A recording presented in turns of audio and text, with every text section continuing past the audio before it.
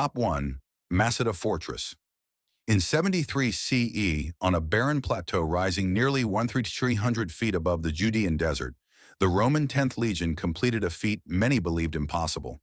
For months, nearly 8,000 Roman soldiers had surrounded the isolated fortress of Masada, a stronghold carved into stone by King Herod decades earlier. The rebels inside, fewer than 1,000 men, women, and children, watched as a massive siege ramp slowly crawled up the western slope.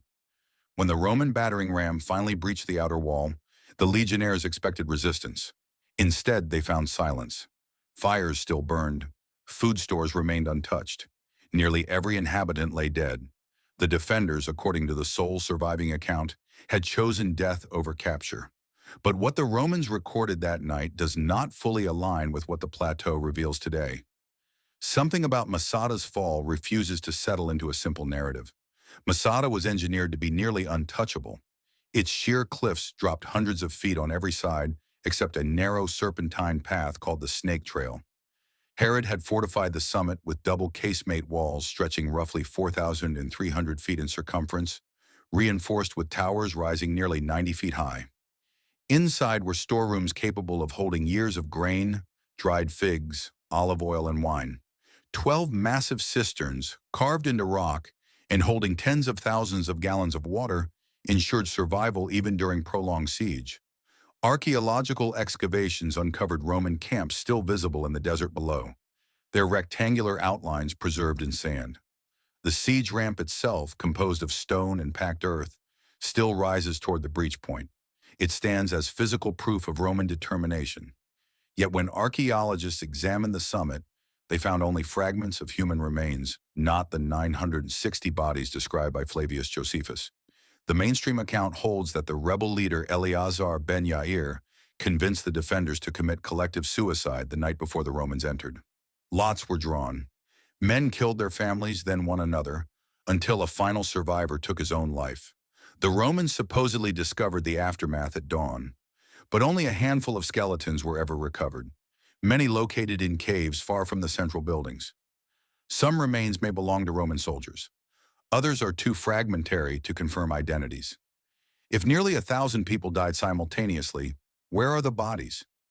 Fire damage across parts of the complex suggests destruction, but not uniformly. Some storerooms remained intact. It is possible many escaped under cover of darkness. It is possible Josephus embellished the account to dramatize Roman victory or Jewish martyrdom. The physical evidence leaves room for doubt. Upon Roman reoccupation, Masada was converted into a garrison and later abandoned. For centuries it sat untouched, eroded by desert winds. Modern excavations in the 1960s turned the site into a national symbol. Yet certain findings were quietly debated among scholars. The absence of mass graves, the selective burning, the limited number of personal artifacts. Official interpretations leaned heavily on Josephus' testimony. Alternative readings received less attention. Masada became less an unresolved puzzle and more a foundational story of sacrifice. If the defenders did not all perish by their own hands, then the final night on Masada unfolded differently than history records. Perhaps the Romans arrived to a partially evacuated fortress. Perhaps small groups resisted and were executed. Perhaps the legend of mass suicide served a political purpose long after the dust settled. The ramp still climbs the cliff. The walls still trace the plateau's edge. But the silence at the summit feels less like closure and more like omission. What truly happened in those final hours above the desert may never be fully reconstructed. And if the most documented ancient siege still leaves unanswered questions, how many other imperial strongholds fell under narratives written by victors rather than witnesses? Top 2. Dura Europos Fortress. In 256 CE, along the eastern frontier of the Roman Empire, the fortified city of Dura Europos stood above the Euphrates River like a stone sentinel. Its walls stretched nearly 1 mile around the desert plateau, reinforced with towers and thick mud brick ramparts designed to repel Parthian and later Sasanian assaults. Roman auxiliaries manned the battlements. Civilians lived within the grid of narrow streets. The city had endured conflict before. But in the summer of 256, something happened beneath its walls that left behind evidence far darker than a conventional siege. When modern archaeologists began excavating the site in the 1920s, They uncovered a sealed tunnel filled with the bodies of Roman soldiers, piled in unnatural positions, their weapons still clutched in hand. They had not died fighting blade to blade. They had suffocated. The Sasanian Persians had begun undermining Dura's walls by digging tunnels beneath the fortifications. Roman defenders responded with countermine shafts, hoping to intercept the attackers underground. In one such passage, archaeologists found the remains of at least 19 Roman soldiers and one Persian fighter. The Romans were stacked near the tunnel's entrance, shields and swords ready, as if prepared for close combat. But there were no signs of trauma consistent with hand-to-hand battle. Instead, analysis of the tunnel walls revealed crystalline sulfur deposits and traces of bitumen. The Persians had likely ignited a mixture of sulfur and asphalt, pumping toxic fumes into the confined shaft. In the tight underground space, the Romans would have had seconds before their lungs filled with choking gas. The tunnel measured roughly 3 feet wide and less than 6 feet high. In such conditions, visibility would have been minimal. Oxygen levels would have dropped rapidly. Experimental reconstructions suggest that burning sulfur in a confined shaft could produce sulfur dioxide concentrations lethal within moments. The positioning of the Roman bodies supports this scenario. They appear to have collapsed where they stood, not scattered as in chaotic combat. One Persian body lay slightly deeper in the tunnel, possibly the soldier who ignited the mixture and was overcome as well. If accurate, this would represent one of the earliest documented uses of chemical warfare in recorded history. Mainstream historians acknowledge the gas attack as a tactical innovation during siege warfare. Yet the scale of coordination required raises questions. The Persians had to calculate airflow, anticipate Roman countermine efforts, and prepare materials capable of generating sufficient toxic concentration. This was not a desperate improvisation. It suggests deliberate planning. Furthermore, Dura Europos did not merely fall through gradual attrition. After the tunnels were breached and sections of wall collapsed, the city was swiftly overrun and largely abandoned. Within a short time, it ceased to function as a Roman outpost altogether. What followed adds another layer of mystery. Much of Dura was intentionally filled with sand and debris, either by the defenders in a last attempt to reinforce weakened walls or by the attackers to stabilize captured sections. The result was preservation. Frescoes, inscriptions, and entire rooms were sealed beneath layers of desert sediment. When rediscovered in the 20th century, the city appeared frozen in its final moment. Yet certain military reports from the original excavations emphasized the dramatic nature of the gas tunnel find while downplaying broader strategic implications. The narrative settled into a footnote of ancient warfare rather than a turning point. If Dura fell in part due to an early form of chemical assault, then its overnight collapse was not merely the result of superior numbers or breached walls. It was the consequence of technological adaptation in darkness, beneath the surface, where defenders could not see the threat forming. The fortress above stood firm for decades, but below, in a shaft carved through clay and rock, the balance shifted silently. The Romans climbed down expecting steel and instead met invisible poison. And by the time the smoke cleared, the empire had lost another stone on its frontier. Top 3. Hatra Fortress. In 241 CE, in the heart of the Mesopotamian desert, the fortress city of Hatra stood like a mirage of stone and defiance. Located between the Roman and Parthian spheres of influence, Hatra had already earned a reputation that bordered on myth. Roman emperors Trajan and Septimius Severus had both attempted to seize it decades earlier. Both failed. The city's walls, nearly 20 feet thick and reinforced by more than 160 towers, had withstood siege engines, battering rams, and prolonged encirclement. From a distance, the circular fortifications appeared seamless, rising from the desert floor in layered rings of stone. Inside stood temples and palaces dedicated to a blend of Mesopotamian, Greek, and Arabian deities. It was not just a fortress, it was a symbol of resilience. Yet within a single campaign, that symbol collapsed. Hatra's design was formidable. The outer wall stretched roughly 4 miles in circumference, constructed from limestone blocks fitted with precision. Defensive towers rose at regular intervals, providing overlapping fields of fire for archers. A secondary inner wall added another barrier. Narrow gates forced attackers into bottlenecks. The surrounding desert offered little cover, Any army approaching could be seen hours away. For nearly a century, these defenses worked.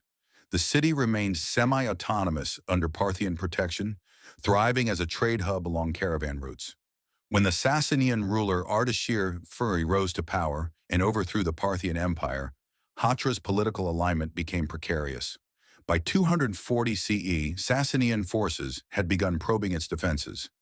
Ancient chronicles claim that the siege lasted months. Yet archaeological evidence suggests that once the decisive breach occurred, resistance ended rapidly. Burn layers across key structures indicate widespread destruction in a concentrated time frame. Temples show signs of deliberate dismantling rather than gradual decay. Unlike previous Roman attempts, this assault did not stall. Some later sources introduce a detail both dramatic and suspicious. They speak of betrayal. According to certain Arabic and Persian traditions, the daughter of Hatra's ruler fell in love with Ardashir, or his son, and revealed a structural weakness in the walls. Whether legend or propaganda, the story implies that brute force alone did not secure victory. Mainstream historians often dismiss the tale as romantic embellishment, yet the speed of Hatra's final collapse compared to its earlier endurance leaves room for strategic variables not fully documented. Excavations reveal something else: minimal evidence of prolonged street fighting. If the city had resisted block by block, debris patterns would reflect chaotic destruction. Instead, damage appears concentrated around defensive points and religious complexes. It is possible that once the outer ring fell, morale fractured quickly. It is also possible that key leaders were eliminated early in the assault.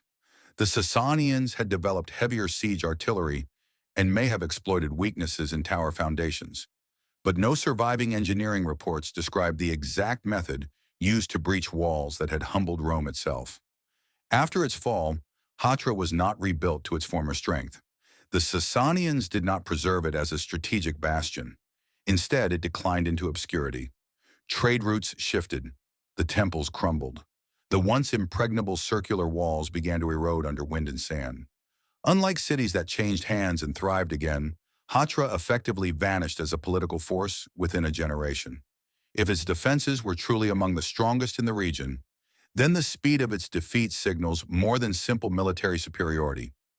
Either the attackers possessed tactics not recorded in surviving sources, or the fortress's strength had been overstated by chroniclers eager to amplify its legend. The desert preserves its towers in silence, but it does not explain why the city that repelled Rome could not survive a single Sasanian campaign. When a fortress defeats empire after empire and then falls almost abruptly, the question is not whether it was strong.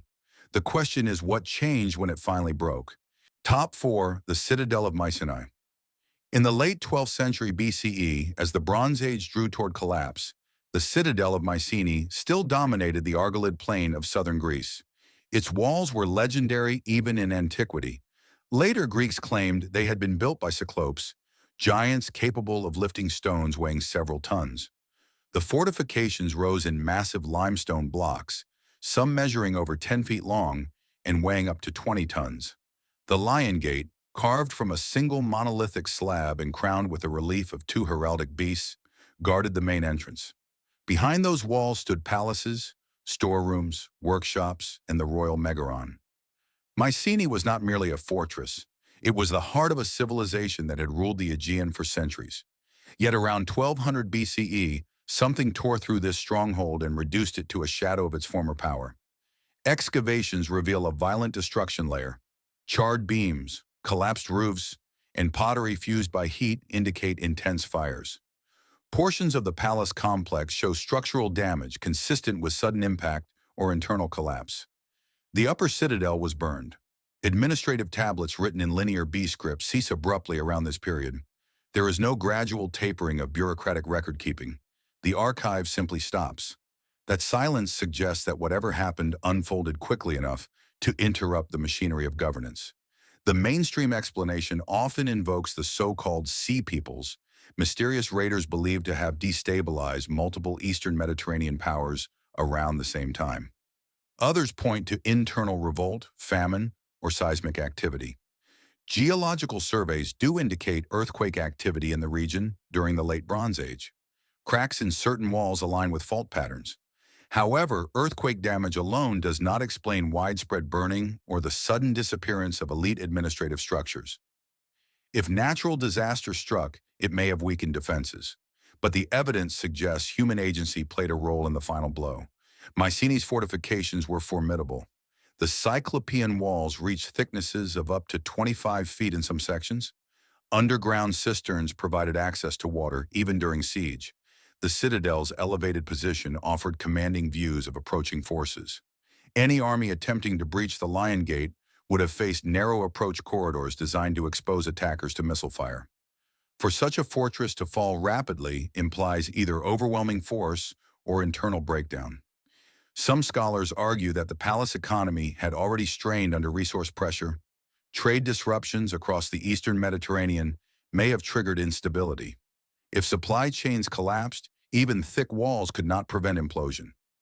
After the destruction around 1200 BCE, Mycenae was partially reoccupied, but never regained its former dominance. Portions of the citadel were rebuilt on a smaller scale. The once centralized authority fragmented. Within decades, the broader Mycenaean world entered a prolonged period often referred to as the Greek Dark Age.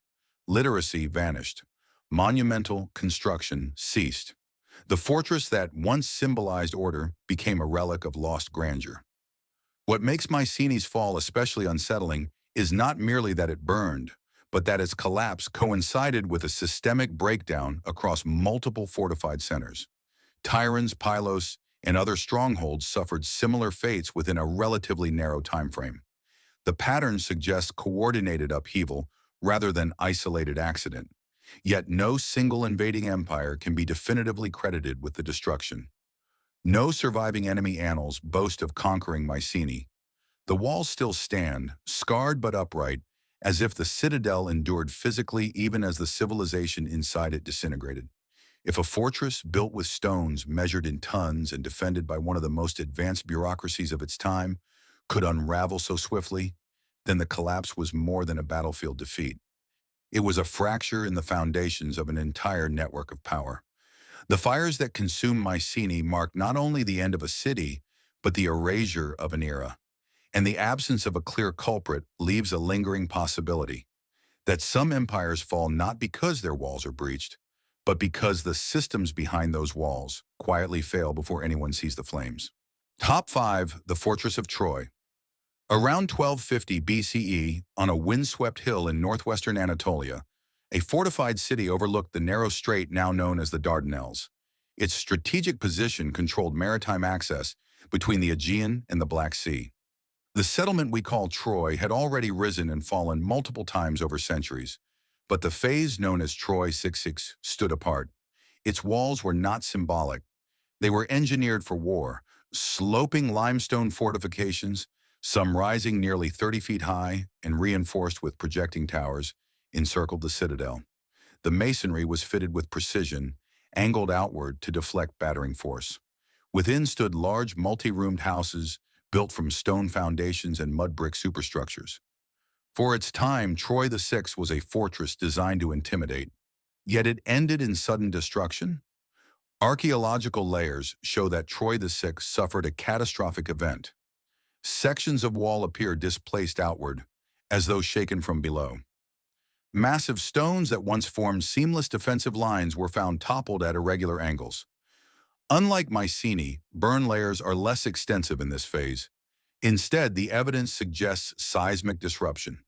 Geological analysis supports the possibility of a major earthquake striking the region in the late 13th century BCE.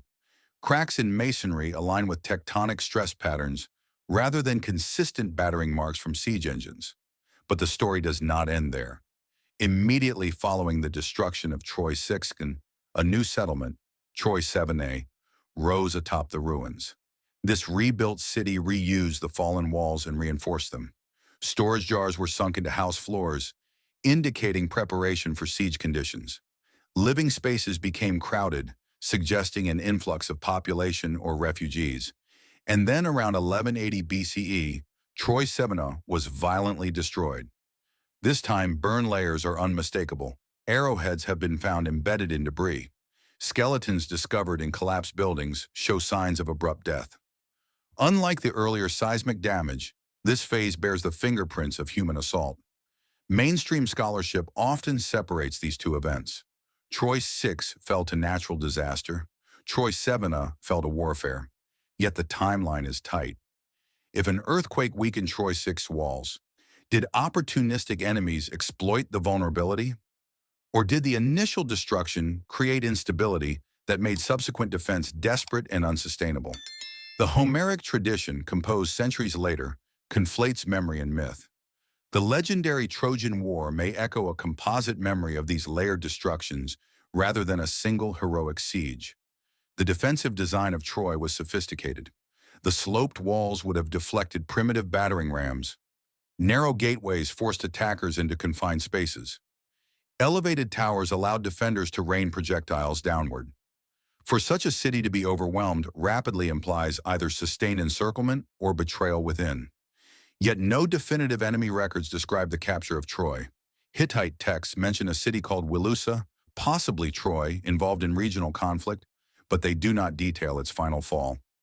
After Troy 7's destruction, the site declined significantly. Later settlements were smaller, less fortified, less ambitious. The once commanding citadel lost its regional influence. Trade routes shifted. Political networks dissolved. What had been a critical choke point between continents became just another ruin layered in earth. The unsettling aspect of Troy's collapse lies in its ambiguity. One destruction appears geological. The next appears martial. Together, they blur the boundary between natural catastrophe and calculated conquest. If an earthquake shattered the fortress walls, it may have signaled vulnerability to rivals waiting nearby. If invaders struck, they may have capitalized on prior weakness. In either case, the fall of Troy demonstrates how a fortress can survive centuries of tension only to succumb when stability falters beneath its foundations. Standing among the slanted stones today, it is difficult to separate myth from mechanism. But the archaeological layers do not lie about one fact. Troy did not fade gradually. It experienced rupture. Twice. And between those ruptures, the inhabitants prepared as if they sensed that the next assault would not grant them another generation behind the walls. Top 6. The Inner Fortress of Babylon. In 539 BCE, the city of Babylon stood behind walls so vast that ancient writers struggled to describe them without exaggeration. Greek historian Herodotus claimed the outer fortifications were wide enough for chariots to pass each other atop the ramparts. Modern estimates suggest sections of the defensive system stretch for miles, reinforced by moats in the Euphrates River flowing directly through the city. The inner fortress complex near the royal palace formed a secondary defensive core, surrounded by towering gates clad in glazed blue bricks. The Ishtar Gate alone rose more than 40 feet high, adorned with reliefs of dragons and bulls. Babylon was not merely fortified, it was engineered to project invincibility. Yet in October of 539 BCE, it changed hands with astonishing speed. The Persian king Cyrus II had already defeated Babylonian forces in open battle at Opis weeks earlier. Conventional siege doctrine would suggest a prolonged encirclement. Babylon's walls were thick enough to withstand battering rams. Its granaries were well stocked. The Euphrates provided water supply and internal transport. There was no immediate sign of starvation within the city. Yet according to the Cyrus Cylinder and later classical accounts, Persian forces entered Babylon with minimal resistance. Some narratives claim that the river was diverted upstream, lowering water levels enough for soldiers to march beneath the river gates at night. Others suggest that gates were opened from within by factions dissatisfied with King Nabonidus's rule. Archaeological evidence does not show widespread burn layers or structural devastation typical of violent sackings. Administrative tablets from Babylon continue across the transition of power with little interruption. Temples remain standing. Bureaucratic activity resumed quickly under Persian authority. If there had been brutal street fighting, the material record would likely reflect it. Instead, the takeover appears controlled and swift. The fortress of one of the most powerful empires in the Near East fell without the visible scars of prolonged siege. The mainstream interpretation frames the event as a strategic masterpiece. Cyrus portrayed himself as a liberator rather than conqueror, claiming to restore religious traditions and respect local customs. His propaganda emphasized divine approval, but that narrative invites scrutiny. Babylon's defensive architecture was not symbolic. The walls were built to withstand enemies who would inevitably challenge Mesopotamian dominance. For such defenses to be bypassed overnight implies either extraordinary engineering precision or internal fracture at the highest levels. Some historians argue that Nabonidus' unpopular religious reforms alienated powerful priesthoods within Babylon. If influential elites chose not to resist, the fortress may have been effectively neutralized from within. Others question the river diversion account, noting the immense labor required to redirect a waterway of that scale under hostile observation. While hydraulic manipulation was not impossible for ancient armies, coordinating it without triggering defensive countermeasures would have demanded precise timing and insider knowledge. After Cyrus entered the city, Babylon did not burn. It was absorbed. Persian administrators integrated its infrastructure into a broader imperial network stretching from Anatolia to Central Asia. The walls remained, but their purpose shifted. They no longer symbolized Babylonian sovereignty. They became part of Persian control. What makes Babylon's fall uniquely unsettling is its absence of visible catastrophe. There is no charred palace layer marking the moment of conquest, no mass graves lining the streets. Instead, there is administrative continuity under new authority. A fortress designed to repel invaders did not collapse in flames. It transitioned silently. If the capture truly occurred with minimal resistance, then Babylon's downfall was less about breached walls and more about breached loyalty. A city that appeared impregnable from the outside may have been hollowed by political tension within. When Persian troops entered through river gates or open doors, they may have encountered a population already resigned to change. The walls of Babylon were engineered to keep enemies out. But on that night in 539 BCE, the greater vulnerability may not have been structural at all. It may have been invisible, embedded in the fractures of leadership and belief. And when the gates opened, the empire did not explode. It simply shifted hands before dawn. Top 7. The Walls of Nineveh. In 612 BCE, the Assyrian capital of Nineveh rose behind some of the most formidable defensive works in the ancient world. The city's walls extended nearly 7.5 miles in circumference, reinforced by at least 15 massive gates and hundreds of defensive towers. Some sections stood more than 40 feet high and were thick enough to support chariots atop the ramparts. Beyond the walls lay the Tigris River, providing natural protection on one side. Within stood the palaces of kings such as Sennacherib and Ashurbanipal, adorned with carved reliefs depicting conquests and subjugated enemies. For more than a century, Nineveh had projected dominance across the Near East. Its armies had crushed rebellions and destroyed rival cities without hesitation. Yet in the summer of 612 BCE, the fortress that symbolized Assyrian supremacy fell with shocking finality. The attack did not come from a single rival empire, but from a coalition. The Medes from the east and the Babylonians from the south joined forces, supported by other regional groups long resentful of Assyrian rule. Ancient Babylonian chronicles describe a siege lasting several months. Archaeological evidence confirms widespread destruction layers across the site. Entire palace complexes were burned. Roof beams collapsed in intense heat. Sculpted reliefs were shattered and buried under rubble. Unlike Babylon decades later, Nineveh did not transition quietly. It was devastated. One particular detail in the Babylonian Chronicle stands out. It states that heavy rains caused the Tigris River to flood, undermining sections of the city wall. The breach allowed coalition forces to penetrate defenses. While ancient accounts often dramatize events, geological surveys of the region show that the Tigris was capable of significant flooding. Certain wall segments near the riverbank exhibit signs of foundation instability. If floodwaters weaken structural integrity, the coalition may have exploited the damage at precisely the right moment. Nineveh's defensive architecture was impressive but not invulnerable. Mud brick, though strong in arid climates, becomes unstable when saturated. If the river breached outer embankments or eroded foundations, towers could have collapsed rapidly. The defenders, facing internal panic and external assault, may have been unable to regroup. Excavations reveal scattered weaponry and hastily abandoned objects, suggesting a sudden breakdown rather than orderly evacuation. Mainstream historians describe the fall of Nineveh as the inevitable end of an overextended empire. Assyria had waged nearly continuous campaigns for decades. Resources were strained. Subject populations were hostile. When the coalition converged, it represented accumulated resistance finally unleashed. Yet the speed of Nineveh's destruction raises questions. For a capital of such scale and fortification to be erased so completely implies more than gradual decline. It implies a catastrophic convergence of pressure points. After 612 BCE, Nineveh was never rebuilt as an imperial center. The once dominant metropolis became a ruin field. Later travelers reportedly walked across mounds, unaware they stood atop the remnants of palaces that once intimidated half the known world.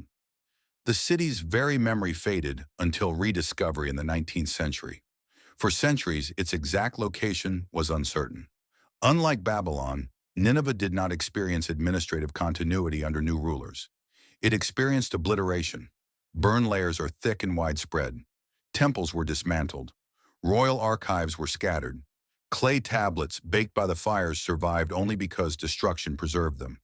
The same flames that marked the city's fall also sealed fragments of its history into hardened clay. If floodwaters truly compromised the walls at a critical juncture, then nature and enemy forces combined in lethal synergy. A fortress designed to intimidate through scale may have been undone by environmental vulnerability, exploited at the worst possible moment. When the Tigris surged and coalition armies pressed forward, Nineveh's vast perimeter became a liability rather than protection. The capital that had dictated the fate of countless cities could not protect itself from the alignment of weather, rebellion, and coordinated assault. By the time the fires subsided, Assyrian power had collapsed almost overnight, and in the ruins, one lesson lingered. Even the most expansive walls cannot guarantee survival when internal exhaustion meets external unity. Top 8. The Citadel of Carthage. In 146 BCE, after nearly 3 years of siege, the fortified heights of Carthage still stood overlooking the Mediterranean. The city's defensive system was among the most advanced in the ancient world. Triple walls stretched for more than 20 miles, some sections reinforced to nearly 30 feet thick. Towers rose at intervals, allowing archers to control approaches from land and sea. Within the walls stood a fortified citadel, known as the Bursa, positioned on elevated ground at the heart of the city. Carthage had once commanded a maritime empire that rivaled Rome itself. Even after 2 Punic wars, its resilience was undeniable. Yet when Roman legions finally breached its defenses, the fall was not gradual, it was terminal. The Roman commander, Scipio Aemilianus, encircled the city completely, cutting off supply lines and isolating Carthage from reinforcement. Over months, Roman engineers advanced siege works closer to the walls. Battering rams, towers, and ramps pressed forward. Despite fierce resistance, including naval engagements within the harbor, the defenders were slowly pushed back. But the decisive moment came when Roman forces broke through the outer fortifications and began advancing street by street.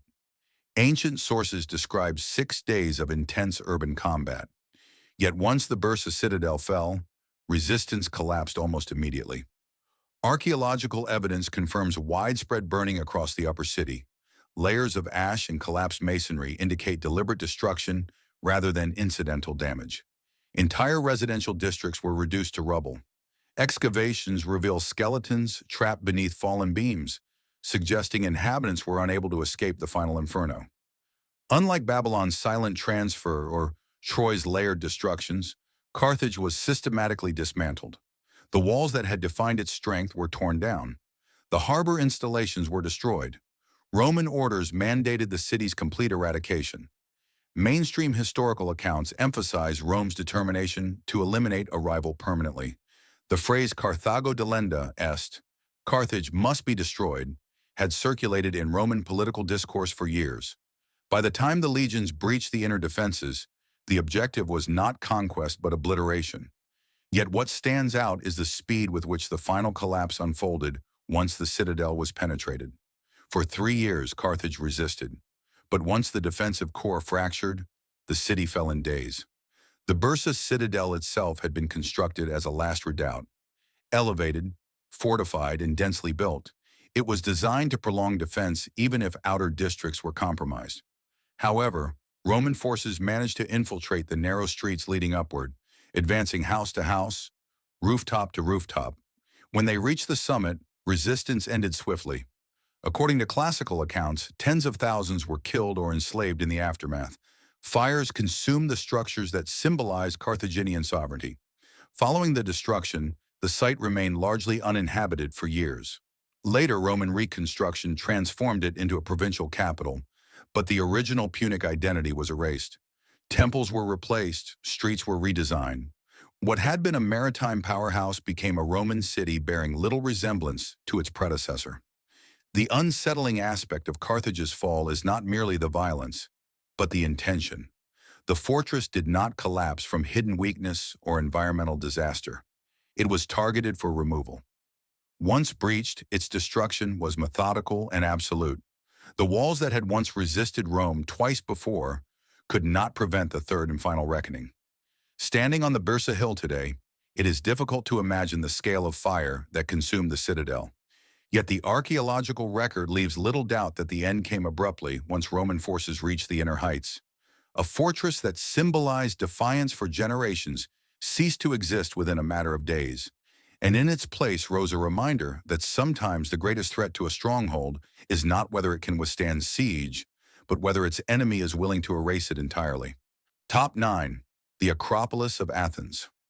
In 480 BCE, as the Persian king Xerxes advanced into mainland Greece with an army said to number in the hundreds of thousands, the Acropolis of Athens became the final defensive refuge of a city already evacuated. Rising approximately 500 feet above sea level, the rocky outcrop dominated the surrounding plain.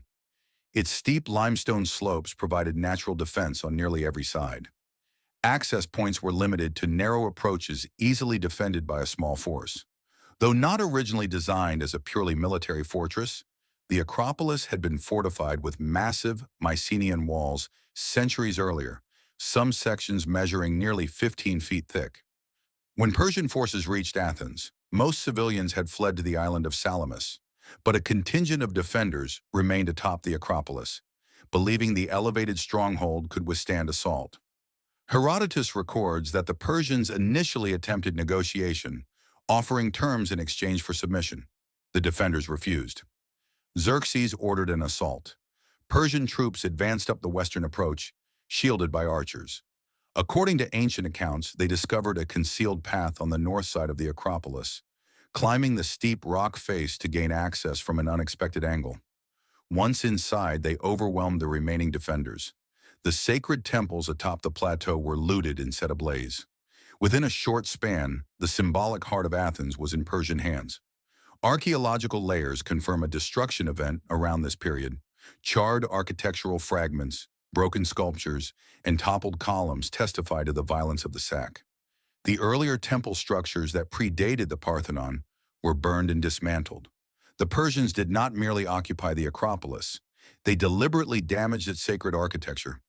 Yet the speed of the takeover remains striking. Despite its height and narrow access, the fortress fell in what appears to have been a single concentrated assault rather than a prolonged siege.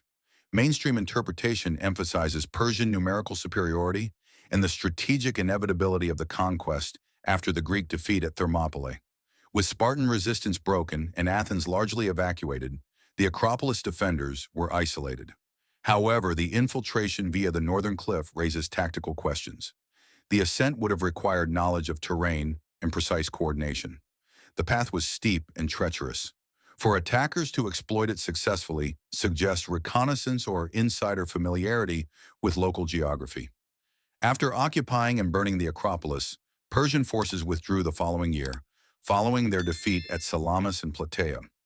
The Athenians returned to a city partially in ruins. Rather than immediately rebuilding, they left many of the shattered temple fragments buried within the rock as a memorial to the destruction. Later, during the Periclean building program, new structures rose atop the plateau, including the Parthenon. But the earlier devastation was not erased. It was integrated into the memory of the site. The fall of the Acropolis illustrates a particular type of fortress vulnerability. Height and thick walls create an illusion of invulnerability. Yet a single overlooked pathway can nullify those advantages. The defenders trusted the natural barriers. The attackers found a weakness not in the main gate, but in the margins. Once the Persians reached the summit, the symbolic and strategic collapse occurred almost immediately. Unlike Carthage or Nineveh, Athens would recover. But in that moment in 480 BCE, the Acropolis ceased to function as a protective sanctuary. The city's spiritual and defensive core was neutralized in a matter of hours. The fires that consumed its temples signaled not the end of Athens, but the fragility of even the most elevated strongholds. The rock still rises above modern Athens, crowned by marble columns. Tourists walk the same slopes once climbed by invaders. The walls appear timeless, yet the episode serves as a reminder that a fortress does not fall only when its main defenses are breached. Sometimes it falls when a single underestimated approach shifts the balance before defenders understand what is happening. Top 10. Sigiriya Rock Fortress. In 495 CE, atop a sheer granite monolith rising nearly 660 feet above the jungles of central Sri Lanka, King Kashyapa completed one of the most audacious fortress projects of the ancient world. Sigiriya was not merely a palace. It was an engineered citadel perched on a vertical rock column visible for miles. The summit plateau had been transformed into a royal complex complete with reservoirs, gardens, and defensive walls. Halfway up the rock face, a gateway shaped like a colossal lion guarded the final ascent. Access routes were narrow and exposed. The surrounding terrain was designed with moats and symmetrical water gardens that doubled as defensive barriers. Sigiriya was constructed with paranoia and precision. Yet less than 2 decades after its completion, it was abruptly abandoned. Historical chronicles describe Kashyapa seizing the throne after overthrowing his father, King Datusena. Fearing retaliation from his half-brother Moggallana, who fled to southern India, Kashyapa relocated the capital from the traditional city of Anuradhapura to Sigiriya. The rock fortress became both a defensive redoubt and a display of authority. The summit structures included a central palace built on brick foundations, terraces with polished plaster floors, and an advanced hydraulic system that channeled rainwater into reservoirs capable of sustaining inhabitants during siege. Archaeological surveys confirm the sophistication of the water management system. Channels cut into the rock distributed water across multiple levels, maintaining pools even during dry seasons. In 495 CE, Moggallana returned with an army. The decisive confrontation did not involve a prolonged siege of Sigiriya's summit. Instead, the battle occurred on the plains below. Chronicles state that Kashyapa rode out to meet his brother's forces. During the clash, his war elephant reportedly turned aside, interpreted by his troops as retreat. His army scattered. Surrounded and abandoned, Kashyapa is said to have taken his own life. With his death, Sigiriya's political purpose evaporated overnight. Archaeological evidence supports a rapid transition. There are no extensive burn layers or signs of systematic destruction on the summit. Instead, structures appear to have been vacated. The palace complex was not razed. It was left. Within years, Sigiriya was converted into a Buddhist monastery. Monastic inscriptions and simple habitation layers overlay the former royal terraces. The defensive architecture remained, but the fortress ceased functioning as a military capital almost immediately after Kashyapa's defeat. Mainstream interpretation frames Sigiriya's abandonment as a straightforward political shift. Once Moggallana reclaimed the throne, the capital returned to Anuradhapura. However, the speed of the transition is notable. Sigiriya was an immense investment of labor and resources. Constructing moats, gardens, and summit palaces atop a 660-foot rock required years of coordinated effort. Yet within a single campaign season, its status changed entirely. No attempt was made to maintain it as a strategic outpost under the new regime. The vulnerability of Sigiriya was not architectural. Its height and narrow access made direct assault nearly impossible. Instead, its weakness lay in its dependence on a single ruler's legitimacy. When Kashyapa fell, the fortress lost its raison d'être. Without political continuity, even the most imposing stronghold can become obsolete. Today, the lion-shaped gateway is partially collapsed, but the stairways still ascend the rock face. Frescoes painted along sheltered alcoves remain faintly visible. The water gardens below still align with geometric precision. Sigiriya stands physically intact in many respects. Yet its transformation from imperial fortress to monastic retreat occurred almost instantly following one battlefield reversal. The fall of Sigiriya demonstrates a different form of collapse. No battering ram struck its walls. No flames consumed its summit. Instead, authority shifted on open ground, and the fortress above was rendered strategically irrelevant in a single stroke. When a stronghold is built to defend a throne, and the throne changes hands in a day, the walls lose their purpose before anyone climbs them. Top 11 Buhan Fortress. Around 1550 BCE, on the west bank of the Nile in what is now northern Sudan, the fortress of Buhan stood as one of ancient Egypt's most advanced military outposts. Built during the Middle Kingdom under Senusret III, and later reinforced in the New Kingdom, Buhan guarded the southern frontier against Nubian incursions. Its defensive system was precise and imposing. Mud brick walls stretched approximately 16 feet thick at the base and rose nearly 30 feet high. Rectangular bastions projected outward at regular intervals, allowing archers to fire along the face of the wall. A dry moat reinforced the perimeter. Inside stood barracks, granaries, workshops, and administrative buildings. Buhan was not symbolic, it was engineered for frontier warfare. Yet at some point during the shifting power struggles between Egypt and Nubia, this formidable stronghold faded from the record with unusual abruptness. Excavations conducted in the 20th century revealed extensive fortifications and well-preserved internal structures. Pottery fragments, tools, and weapon remains indicate active military occupation. The layout reflects careful planning. The gateway complex was narrow and reinforced, forcing entrance through a controlled passage vulnerable to overhead attack. Stone foundations anchored mud brick superstructures, providing resilience against erosion. The Nile itself formed a natural defensive barrier on one flank. However, evidence of a dramatic destruction event is limited. There are no thick burn layers across the entire site. No widespread collapse consistent with prolonged siege bombardment. Instead, occupation layers appear to cease in phases. Administrative artifacts diminish. Military equipment becomes sparse. Some sections show signs of dismantling rather than violent breach. Mainstream historians often attribute Buhan's decline to shifting political control as Nubian kingdoms gained strength during Egypt's intermediate periods. If Egypt withdrew or lost territory gradually, Buhan may have been abandoned rather than violently destroyed. Yet that interpretation leaves unanswered questions. A frontier fortress of such strategic importance would not typically be relinquished lightly. Control of the Nile corridor meant control of trade, gold routes, and military access.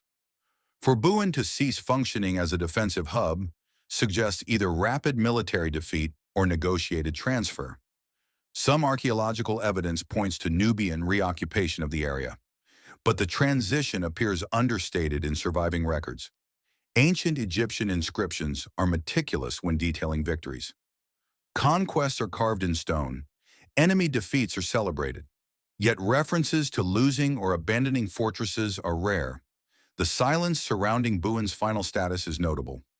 Unlike Nineveh or Carthage, which left dramatic destruction scars, Buhan's disappearance is quieter but equally significant. It suggests a frontier shift that occurred without monumental narrative. The fortress's design made it capable of withstanding assault from river or desert. Towers provided overlapping defensive coverage. Internal wells and storage facilities ensured sustainability. If attacked directly, one would expect evidence of breached walls or concentrated fire damage. Instead, the archaeological footprint hints at a gradual cessation of occupation. But gradual does not necessarily mean peaceful. A swift political collapse or decisive external pressure could have triggered evacuation before battle commenced. Today, much of Buhan lies submerged beneath Lake Nasser due to the construction of the Aswan High Dam. Prior to inundation, archaeologists documented what they could, but the water now conceals sections of the site. The physical remains that might have clarified its final days are partially inaccessible. This adds another layer of obscurity to its story. Buhan's fall illustrates a form of fortress disappearance that does not rely on dramatic siege or fire. Instead, it reflects how imperial boundaries can retract swiftly when external pressure aligns with internal weakness. A stronghold can stand intact while its strategic value evaporates. When political authority shifts along a river corridor, Walls may remain upright even as the empire they represent recedes overnight. Top 12. The Citadel of Ur. Around 2004 BCE, in the fertile plains of southern Mesopotamia, the city of Ur stood as one of the most powerful centers of the Sumerian world. Dominating its urban core was a fortified citadel complex, anchored by massive defensive walls and elevated platforms. The most recognizable structure today is the Ziggurat of Ur, a step temple rising more than 70 feet high, constructed with a core of mud brick reinforced by baked brick facings. Surrounding the sacred precinct were thick perimeter walls, administrative buildings, and residential quarters linked to a centralized bureaucracy. Ur was not merely a city, it was the capital of the third dynasty of Ur, controlling vast territories through taxation, labor organization, and military oversight. Yet within a remarkably short span, this organized system fractured, and the citadel ceased functioning as the heart of imperial authority. Cuneiform tablets from the period record, mounting strain in the years leading up to Ur's fall, references to defensive mobilization increase. Supply lists reflect shortages of grain and livestock. There are mentions of incursions by the Elamites and Amorite groups pressing from different directions. Unlike mythic destruction stories, these tablets offer administrative glimpses into a system under pressure. Then abruptly the documentation shifts. Royal inscriptions cease.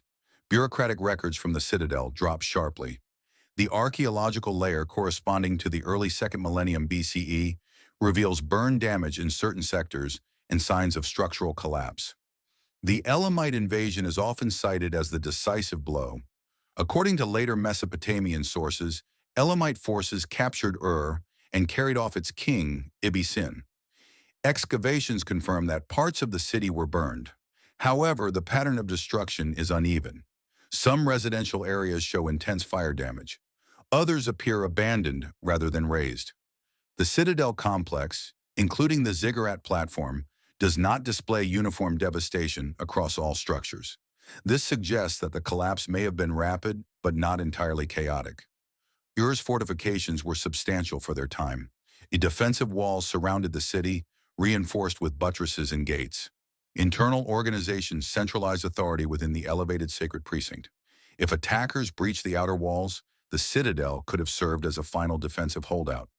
Yet evidence does not indicate prolonged siege warfare within the core. Instead, the fall appears to have been decisive enough to dismantle the political center swiftly. Mainstream scholarship frames Ur's collapse as the culmination of external invasion compounded by economic exhaustion. Climatic fluctuations during this era may have reduced agricultural output, straining the redistribution system that sustained the empire.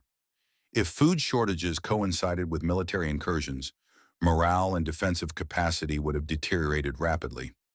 In such a scenario, once the outer defenses faltered, resistance within the citadel may have been minimal. After 2004 BCE, Ur continued as a settlement under different rulers, but it never regained the centralized imperial authority of the Third Dynasty. The ziggurat remained standing, but its symbolic power diminished. Administrative tablets from later periods reference Ur as a city among many, no longer the axis of regional control. What distinguishes Ur's fall is the convergence of administrative silence and selective destruction. Unlike Nineveh, where flames consumed the capital entirely, Ur's collapse left parts of the city structurally intact while erasing the governing apparatus almost overnight. The citadel's architecture survived in fragments, but the network of authority it represented dissolved rapidly. Standing before the restored terraces of the ziggurat today, one can still sense the scale of ambition embedded in its design. The mud brick core, layered and monumental, was meant to elevate both temple and ruler above the plain. Yet elevation could not prevent systemic breakdown. When invasion, environmental stress, and political fragility aligned, the citadel ceased to function as an imperial nerve center with startling speed. Ur's collapse illustrates a final form of fortress downfall. Not total annihilation, not silent transfer, but abrupt political decapitation. The wall stood, the platform endured, but the power that animated them vanished in a narrow window of time. And once that authority was gone, The citadel became a monument to a dynasty that ended faster than its architects ever anticipated. These imperial fortresses reveal a troubling pattern. They were not minor outposts or fragile settlements. They were engineered statements of permanence. Walls measured in tons, towers rising dozens of feet into the air, water systems designed to outlast drought, gateways built to channel armies into fatal choke points. Yet again and again, these strongholds collapsed within shockingly narrow windows of time. Masada fell in silence. Dura Europos suffocated beneath its own walls. Hatra broke after decades of defiance. Mycenae burned at the edge of systemic collapse. Babylon changed hands without visible rupture. Nineveh was erased in a storm of fire and flood. Carthage was methodically dismantled. The Acropolis was infiltrated from an overlooked path. Sigiriya lost its purpose in a single political reversal. Buin faded from record as borders shifted. Ur's authority evaporated even while its structures endured. This is not a sequence of unrelated tragedies. It is a recurring model of imperial vulnerability. Each fortress projected the illusion that stone could guarantee continuity. Yet the decisive factor was rarely the thickness of a wall. It was the alignment of pressure points, environmental shifts, internal dissent, strategic innovation, political fracture. When those forces converged, the most imposing defenses proved secondary. In nearly every case, the fall was accelerated by something unseen: toxic gas in a tunnel, floodwaters undermining foundations, an open gate, a diverted river, a betrayed leader, a fractured bureaucracy. The collapse was often sudden because the true weakness was not architectural. It was systemic. The aftermaths also follow a pattern. Once the defensive core was neutralized, the transformation was swift. Some cities were burned beyond recognition. Others were absorbed and repurposed. A few were abandoned and left to erode. In each instance, the fortress lost its function faster than it lost its physical form. The implication extends beyond ancient stone. Fortifications are designed to repel visible threats. But history suggests that the greatest danger to any stronghold emerges when internal strain meets external force at precisely the wrong moment. The question is not whether these walls were strong. They were. The question is how quickly strength becomes irrelevant when underlying stability fractures. Imperial fortresses did not fall because stone failed. They fell because the systems behind the stone faltered first. And when that shift occurs, collapse can arrive not as a gradual erosion, but as a single night that changes everything. If these stories of fallen empires and forgotten strongholds changed how you view the permanence of history, please subscribe to our channel and like this video. We are excavating the past that time tried to bury. Help us build the future of discovery. Our next historical treasure will be revealed soon.